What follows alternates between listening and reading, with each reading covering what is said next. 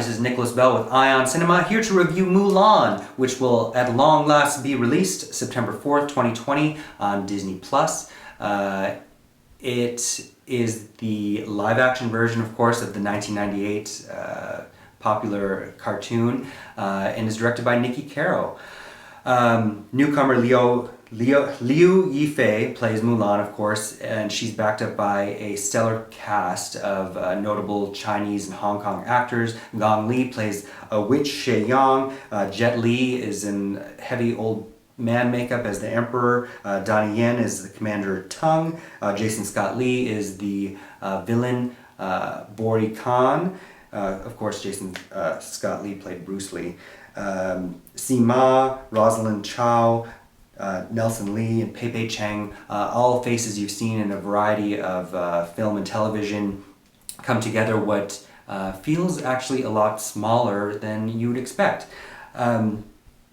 The action choreographed scenes, some of them work quite well. It'll remind many of Crouching Tiger, Hidden Dragon because it uses the same wushu performance, which gives it a kind of magical, sometimes supernatural feel. A major difference with the cartoon, of course, is this is not a musical, and Gong Li's witch, who really does seem limited by not having a lot to do and kind of having a warped trajectory, I thought. Rick Jaffa and Amanda Silver are part of the newer screenwriters from an earlier 2010 treatment. Elizabeth Martin and Lauren Hynek are in there. A lot of this doesn't work in live action as it does in cartoon, and part of that I think is lost in translation, since this is so specific to Chinese folklore. It's set in the Northern Wei era, which was 386 to 535 AD. The trials and traditions faced by that women had to adhere to, I think, get downplayed in the English language, and so that also affects the tone of the film, because it seems kind of like a jaunty comedy, but then it becomes this very heavy battle sequence action film, but it's PG-13, which is a major change for Disney's live action, because those are not, this is the first PG-13 film live action from them, but also there's no blood. It's not very realistic. The running time, it's an hour and 45 minutes. It's not really conducive as being for children per se, or families even, so it's unclear who the audience might be.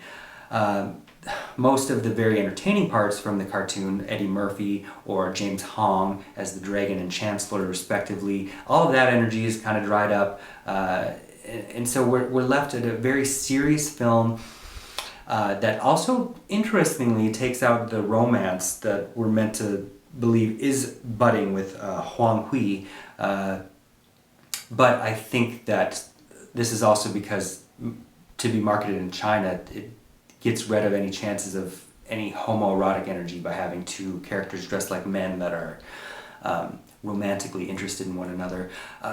Overall, it feels like a bit of a missed opportunity, but if you're diehards for Disney or of the original cartoon, you might be willing to overlook all of that.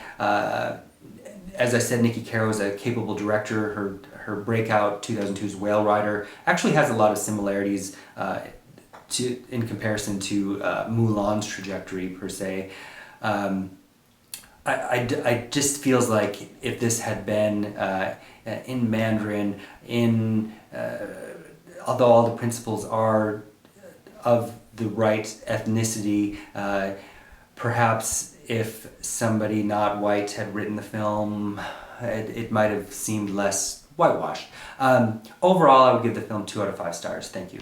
Hey, this is Eric from IONCINEMA.com. If you want to support us, subscribe below.